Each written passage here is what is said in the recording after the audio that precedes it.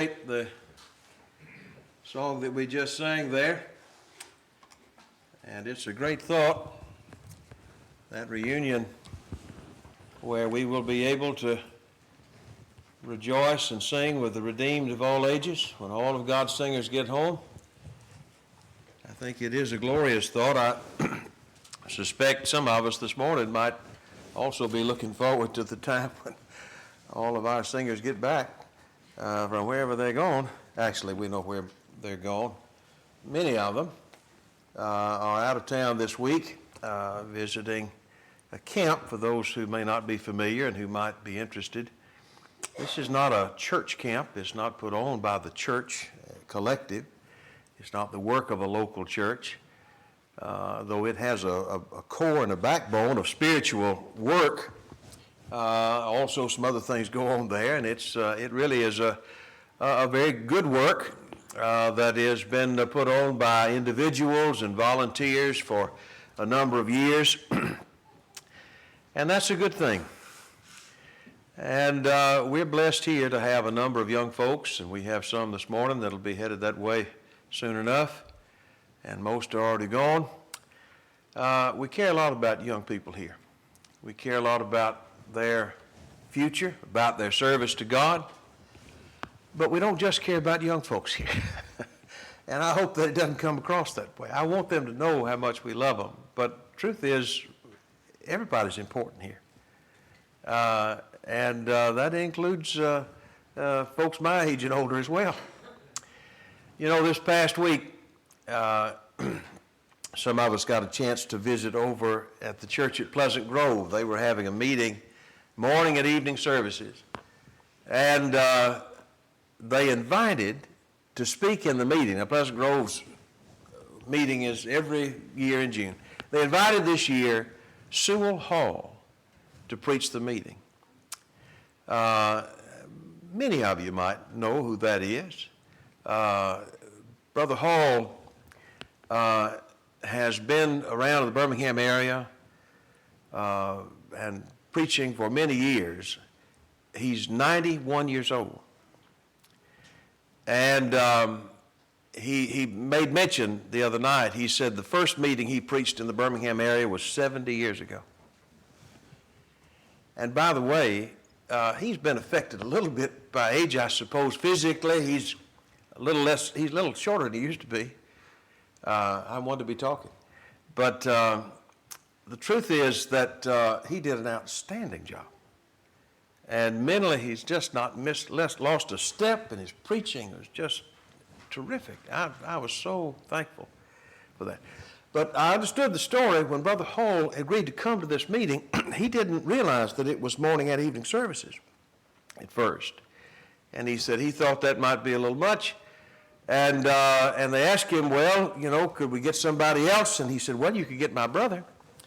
And so they got Bill Hall to preach the morning services. Now, Bill Hall is 85. And so he was Sonny all week, you know. So Sonny preached in the morning, you know. And did a fantastic job. I heard him the last morning I got to go, and I thought, you know, I've heard him preach my whole life. 30 years ago, didn't sound any different. Just really sharp. That's a great blessing. And not everybody's blessed with that long life, and certainly everybody's blessed with that kind of health. And by the way, a lot of folks don't choose to put it to good use either. But those fellows have done it right, and they inspire the rest of us.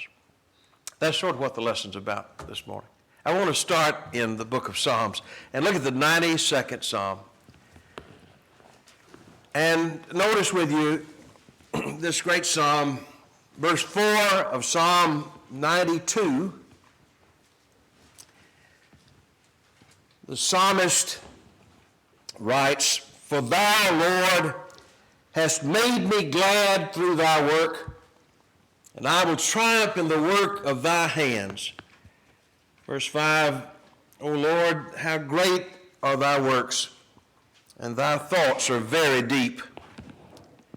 And he points out this in verse 6. He says, "A brutish man knoweth not, neither doth a fool understand this. When the wicked spring as the grass, when all the workers of iniquity do flourish, it is that they shall be destroyed forever. I tell you, that's just as true as it's ever been. You know, the world just does not understand the depth and the importance of the work of God. And people get involved in all kinds of things, and they think they're flourishing, doing great, but the truth is it's all so empty. And they rise up just to be cut down and to realize what a waste it's all been. But not so with those who give themselves to God. Doesn't make any difference, male or female. Doesn't make any difference how many talents we have or how much talent we don't have. Doesn't make any difference where we are on the spectrum. When we give ourselves to God, we've chosen the path that brings blessing. And that's what the psalmist says, I know. Verse 12, look at that. The righteous shall flourish like a palm tree. He shall grow like a cedar in Lebanon. Those that be planted in the house of the Lord shall flourish in the courts of our God. For they shall bring forth fruit in old age. They shall be fat and flourishing, to show that the Lord is upright. He is my rock, and there is no unrighteousness in him. He makes a statement here that's striking. He says, those that hold to God, they shall bring forth fruit in old age. I think about what a contrast that picture is of someone who is in one sense fruitful even in old age to the way we generally think about old age. Old age is a time to be denied. Don't you call me old. I don't want to even think about it. People lie about their age as if that's going to change anything. They are ashamed of it because it's something that they dread. They think of that as being that which is a reminder of the fact that they put their whole into this life and that's all they have and they're about to leave here, because we all do leave eventually. And people are afraid of that. They're afraid of the unknown. They have not known because they have not listened to God. And they become sometimes very bitter about things. And the older we get, sometimes the more that bitterness can take hold of us, a mourning spirit. Even in the Scriptures, you find references to some of the less pleasant aspects of old age.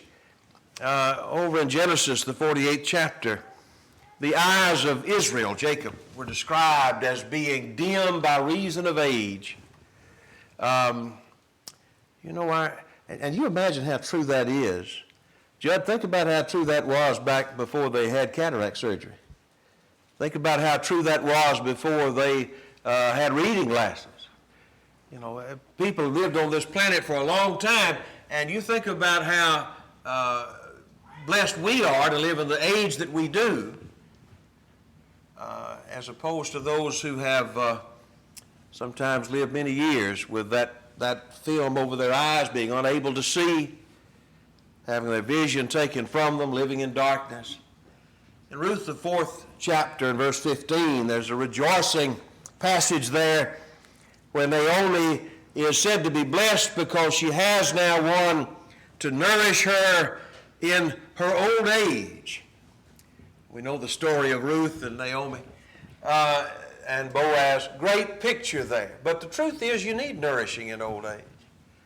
Now again, some people are blessed with better health than others, but one of the toughest things about growing older is we grow more dependent. Now, we need to fight that as long as we can, and I think it's right to do so. But if we live long enough on this earth, the likelihood is you're going to need more help. And I hate that. I think most people hate that. And it's one of the things that I was talking with a fellow recently whose health has gone down. He's not that old a fellow. But he said, I can't drive anymore. The condition won't let me do that, and so on. This is the different things.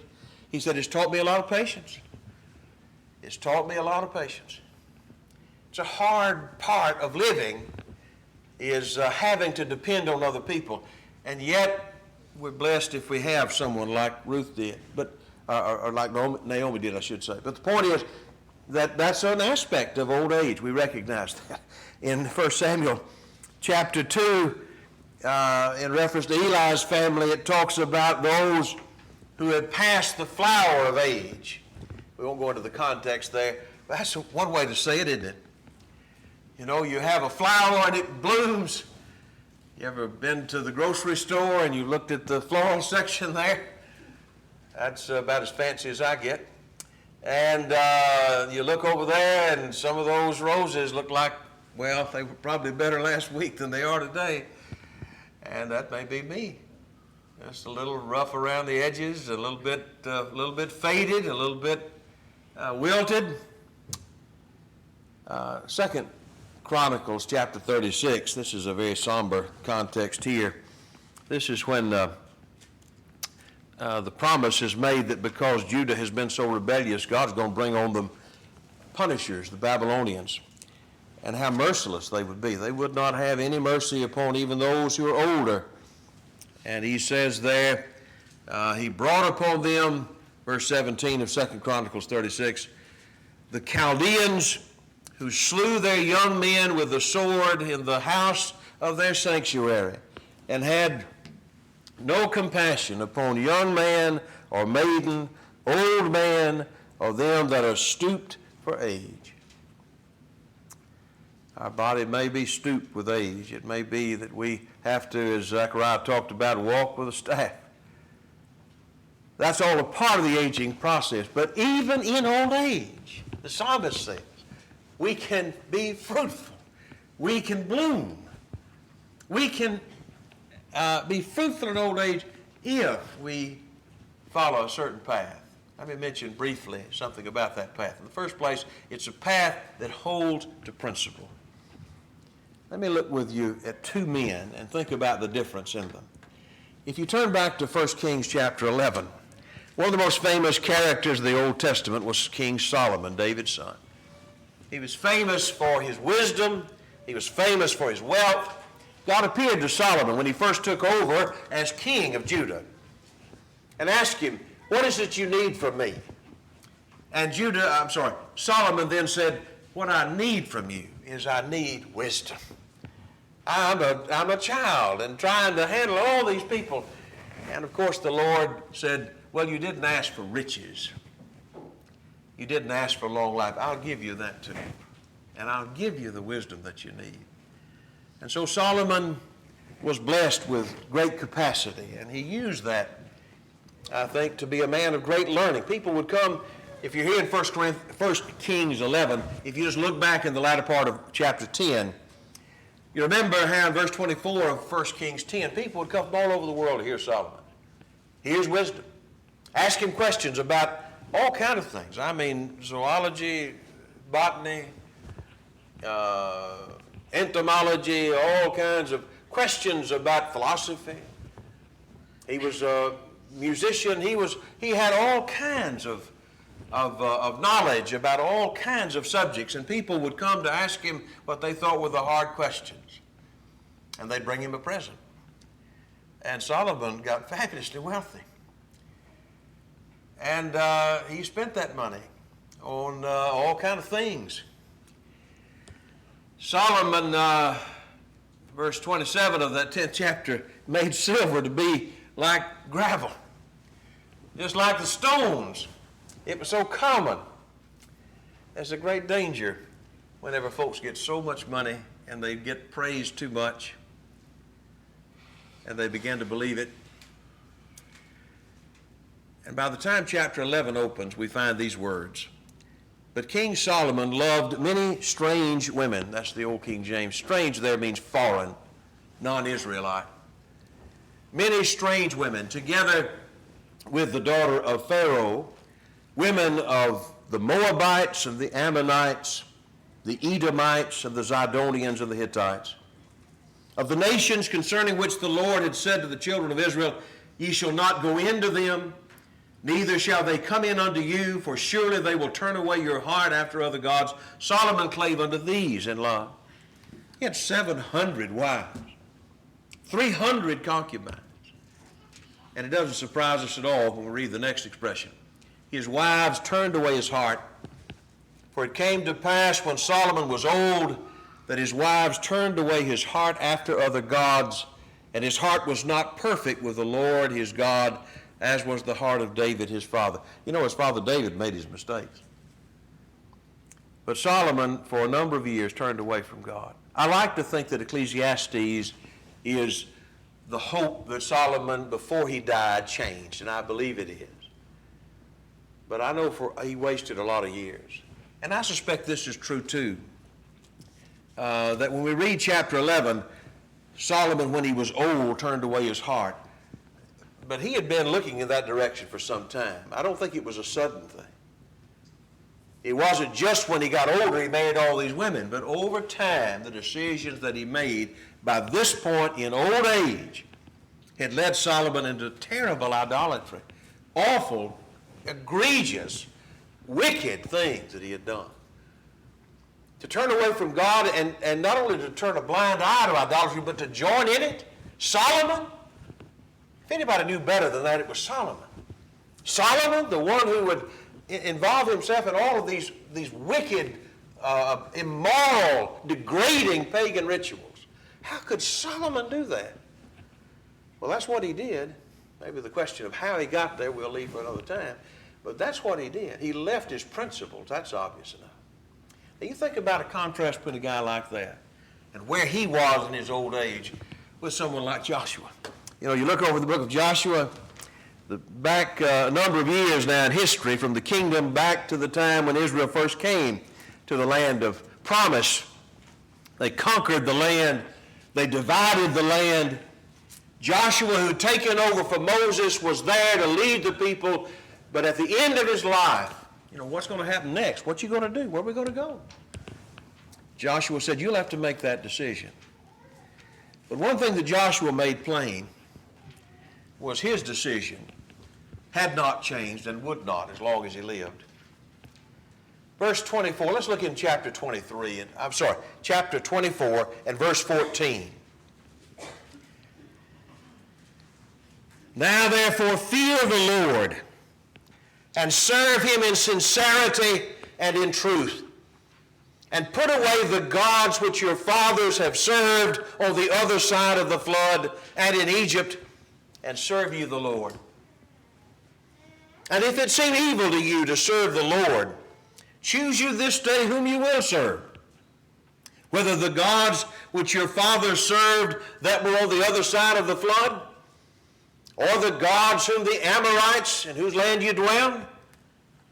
But as for me and my house, we will serve the Lord. Those words have become famous. And they represent the idea of a man who chose long before, Jehovah is my God, and here he is as an old man, and he says, I feel the exact same way. What God calls us to do is to make a decision to do right and hold to it as long as God gives us breath. You don't have to. You can quit. But what a tragedy. What a disaster. Think about the great difference in these individuals. Old age is a time when we can be fruitful, just as much so in that sense, holding to our principles as we ever have been. The body may grow weaker. That is true. But the conviction is untouched. Society may get worse. By the way, is there ever a time when it hadn't been getting worse? I'm sure there has, but I just hadn't heard anybody talk about it. Every generation says, notice this, you go back and read books from a century ago, 2 centuries ago. Every generation says, the world today is worse than it was when I was a kid. And by the way, I expect they're all right. But it's not new. But that's the world's decision. What's my decision? What will you do? And what we need are older people, younger people, yes, but older people who know what's right and who stand and are not moved, no matter which way the wind might be blowing. The truth doesn't change. They may be tired. They may have been fighting a long time. But I'll tell you, they don't faint. They don't lose heart. their convictions don't change, and their faith in God doesn't change. Let me look again at a contrast of two men. Look with me, if you will, back in 2 Chronicles chapter 14. You know, King Asa is one of those interesting characters. The Bible generally classifies him as being a good king. I think most of his time that was true. There's some good stories about Asa, some encouraging words that we can find about him.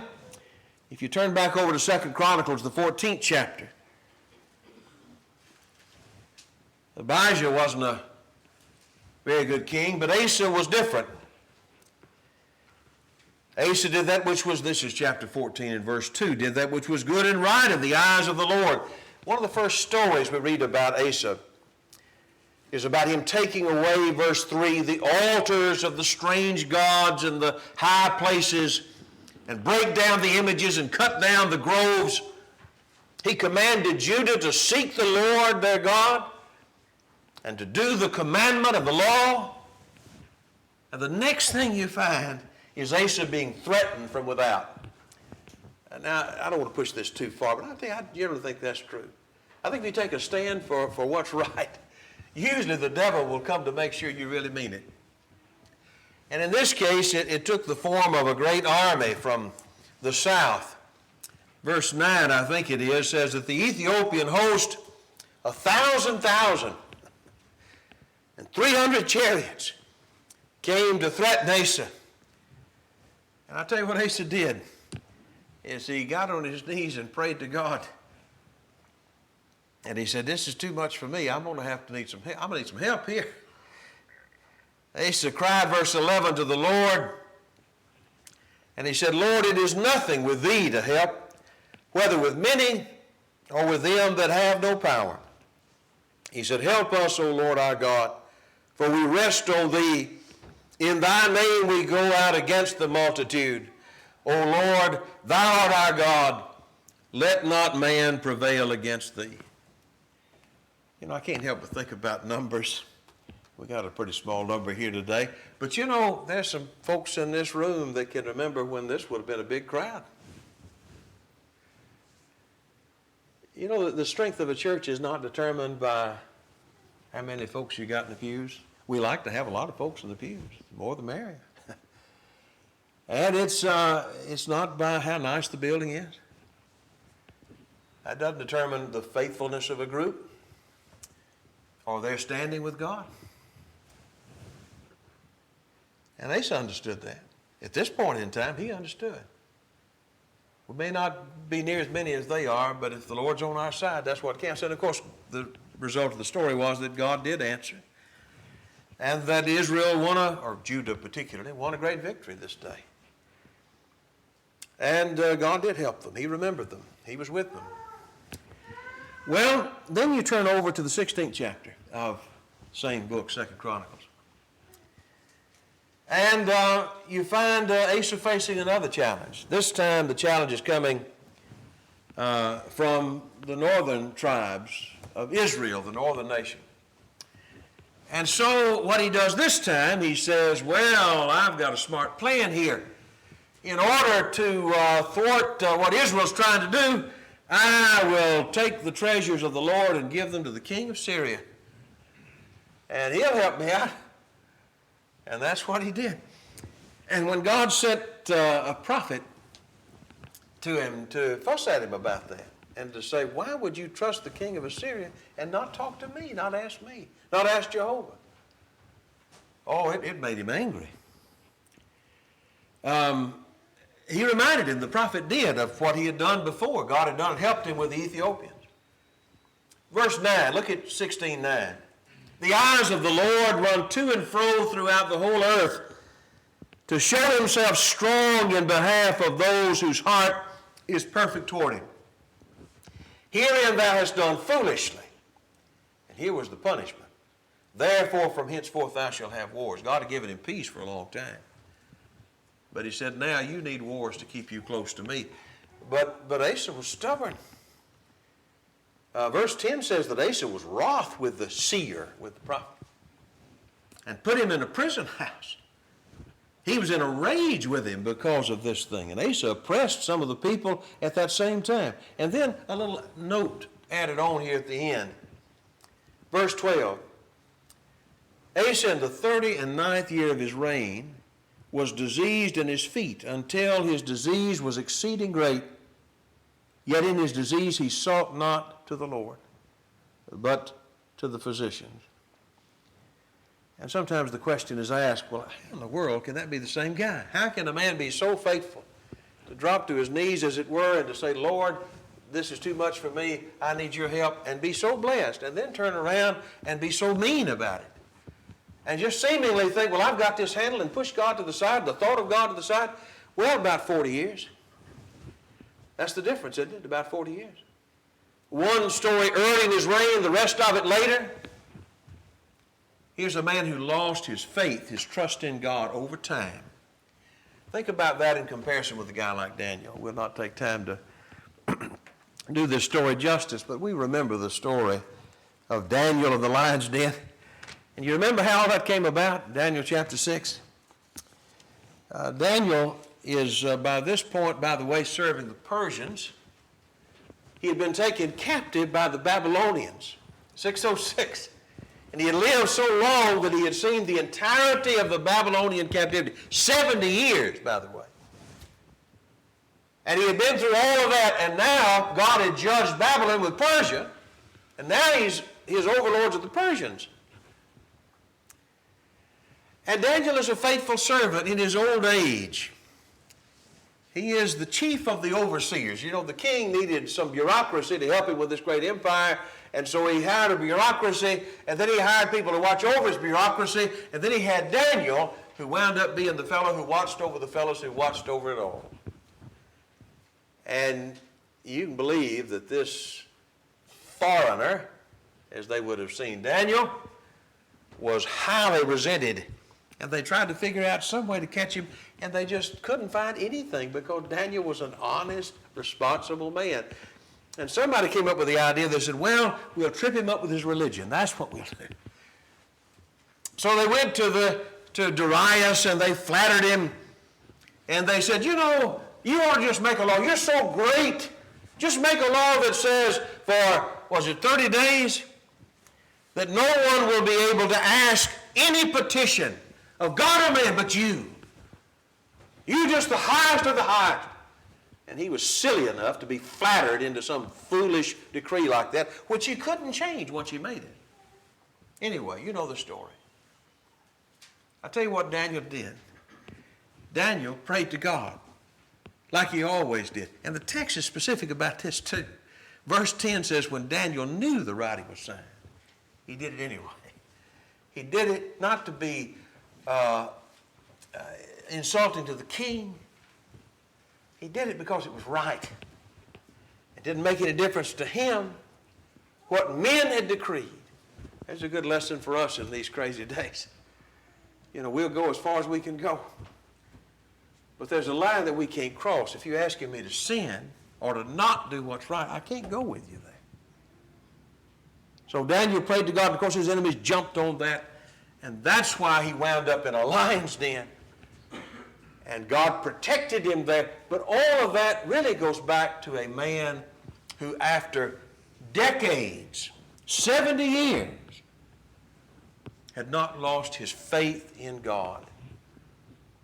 You know, there are a lot of people who over time lose sight of God. We become so absorbed with ourselves, so absorbed with our aches and our losses and our fears and our circumstances and how bad it is, and we forget that anybody else has ever been through the same thing. We become neglectful. Listen to me now. We become neglectful. We don't pray like we used to. Now, sometimes it's the opposite. Some people, like Daniel, the older they got, I think the more fervent they were in praying to God, the closer they came to God. But with others, it's the opposite. We really become proud. We begin to think we got this handled now. We've been through this long enough. We don't need God as much as we used to. Oh, what a mistake that is. We've learned enough. We don't have to read as we used to. We don't search as we used to. And the results will show. One more thing I'll mention quickly. We don't hold a devotion to service as we used to. There's some great Bible examples of older people who served.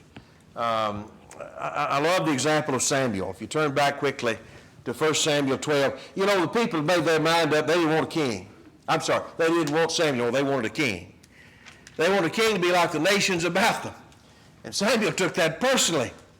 And he went to God and he said, Lord, they've rejected me. And he reminded him, you remember, he said, no, Samuel, they've rejected me. I was their king. But God said, give him a king. He had a plan for that too. And so they did. They anointed Saul to be king. And so Samuel went home and pouted the rest of his life. No, he did not. No, he did not. 1 Samuel chapter 12, verse 23 is a passage that we ought to underline in our mind at least. Samuel's address to the people after he had done as God said and gave them a king. He said, as for me, God forbid that I should sin against the Lord in ceasing to pray for you, but I will teach you the good and the right way. He is an old man who's got some complaints. But he said, my job is to do right. Like the old fellow, it was said about him, he said, you know, he'd been at this place for years. Maybe he hadn't been appreciated. Maybe he had been ignored or overlooked. His contributions had. Somebody said to him, why don't you just quit? And his response was, if I was working for the brethren, I would quit. But I'm working for the Lord and can't. Good answer. Barzillai is a fellow we read about over in 2 Samuel chapter 19. If his name doesn't just immediately sound familiar, he's not a major character. The bigger story here is the lowest point in David's life, I believe, when he was chased out of Jerusalem and chased off of his throne by his own son, Absalom. And he had to flee for his life, and he goes across the Jordan River, and Absalom is running Jerusalem and just making a mockery of his father. And God in his mercy allowed Absalom to be defeated. It looked like it wouldn't go that way, but God, I think, intervened in the matter. And David was brought home. But what was David to do while he was over there? Running for his life? Thrown out of his own kingdom? Well, I tell you, if he ever needed friends, he needed them then. And one of the friends that he had was this guy, Barzillai, who comes to David's aid. He was a wealthy man who lived across the Jordan. And he knew David was God's anointed. And he helped him there. So when things worked back for David, David said, I want you to come with me, and I want to honor you in Jerusalem. Now, look with me quickly in 2 Samuel 19. This is the way our man is described here. Barzillai is described in verse 32. He was a very aged man, 80 years old. 80 years old. Well, as I mentioned a while ago, I've seen some 80-year-old folks that were pretty spry, but maybe not so for Barzillai. He had provided the king sustenance. He was a great man. And the king said to him, you come over to me, with me to Jerusalem. I want to honor you. And Barzillai, verse 34, he said, no, I'm not going. He said, how long do I have to live that I should go up with the king to Jerusalem? I am this day 80 years old. Can I discern between good and evil? I don't think he's talking about morally there, but I mean just good, bad, all of it, sort of every day's the same to me. Can thy servant taste what I eat or what I drink? Can I hear any more the voice of singing men and singing women? Wherefore then should thy servant be a burden to the Lord, my Lord the King? You get to that point in life where you really lose your interest in fine food, if you ever had it. Or the idea of music and singing, I can't even hear it anymore. I tell you what he could do, though. He could do right. He could do that. What he didn't lose his regard for what was right. Now, that's what we're talking about. Here's Anna, another great individual, an aged person, just mentioned so briefly over in Luke chapter 2. And some discussion even about the few details we have here. Do we understand them correctly? But the basic point is not hard to understand. In Luke chapter 2, Anna, a prophetess, daughter of Phanuel of the tribe of Asher, she was of great age, and she had lived with her husband 7 years from her virginity. And she was a widow about 84 years. And she departed not from the temple, but served God with fastings and prayers night and day. Because I'm older doesn't mean that I have a right to lose my taste or interest in spiritual things. I think about Anna, and I think if God lets me live that long, I hope I have the same kind of devotion and appetite and hunger to be with God's people and to do God's service as this great woman did. And I think about Paul. Paul describes himself in his letters as Paul the Aged, but he was in prison when he wrote to Philemon to tell him, Paul the Aged is writing to you. He didn't feel like his later years were retirement years, and we should not ever have that retirement mentality when it comes to the work of God. You look in Titus chapter 1 and 2. We're not going to take time to do justice to this passage, but he starts off in chapter 1 by telling Titus, I tell you what the church at Crete needs. It needs in every city, in every place where the saints meet, they need shepherds. That's one of the terms for them. But the term he uses here is presbyteros, elders. Older men among you who will be capable morally to rule the flock. It's a time not of letting go, but a time of greater responsibility that's been prepared for.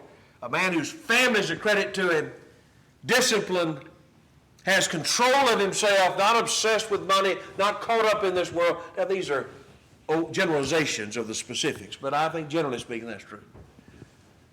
He's a fellow who knows the scriptures and he's able to refute false teachers, all of these things. We hope in the near future to talk more about the subject of elders and shepherds. But notice they come from the older men. And it's not just those in the office of a bishop he has in mind. When he talks about the older people, he has some things to say about older men. Aged men, be sober, grave, temperate, sound in the faith, in charity and patience. The older men. Not this idea that, well, that's for the young folks. Let them get busy. Let them, they need to be. But there's a place and work for older men and older women to be an example. To be in behaviors becomes holiness, not false accusers, not given to much wine, the trainers of the young women and so on. What was it the psalmist said? He said we are able to be fruitful even in old age. The comparison has been made to a desert. I've not been out west. I was talking recently, the Teals came to see us. They've got a son that lives out in Arizona. And I have to confess to you, I really have never been any further than about Dallas. That's about as far west as I've been. So I'm no great expert on the deserts out west. I have to tell you that their charm is a little elusive on me. I look at that, and some people think that is gorgeous. And I think, I don't see anything green in that picture. That looks rough right there. But that's a matter of taste. But I think most folks will recognize there's a lot of barrenness out in the desert. But then you come across places where the desert blooms. And that must be really beautiful. And I think that's about the way it is that the psalmist is talking about old age. And a lot of things about old age that are rather barren, difficult, hard.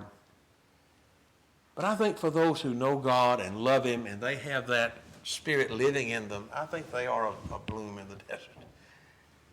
The ultimate question really is, if God blesses us to get to that point in old age, are we going to be fruitful or not? Are you fruitful now or not?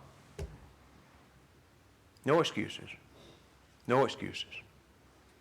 Serve God. Let other people see that. Be a blessing till the day you die. The hoary head is a crown of glory if it be found in the way of truth. That's really the only thing that matters. Are we found in the way of truth? Thank you for your kind attention. Please get out your songbooks. Turn to the number that's been selected. If it be your desire this morning to obey the gospel, we'd be glad to help you with that. Or as a child of God, if you've not been faithful to the promise that you've made. Why not today? Return to Him. He longs to receive you again. If there's some way we can help you, assist you, let us know while we stand and sing.